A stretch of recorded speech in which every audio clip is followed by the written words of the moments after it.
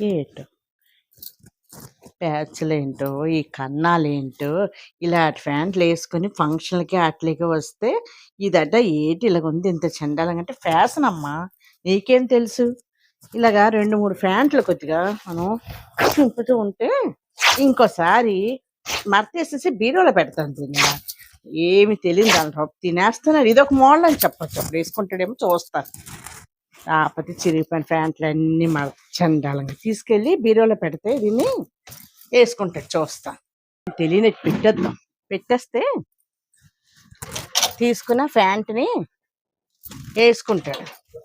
నన్ను ఏంటమ్మా ఇలాగుంది అంటాడు కదా! ఫ్యాషన్ కదమ్మా చిరిగిపోయిన ప్యాంటు. అదేసుకొని పెళ్ళికి రా అలాగే అని చెప్తా.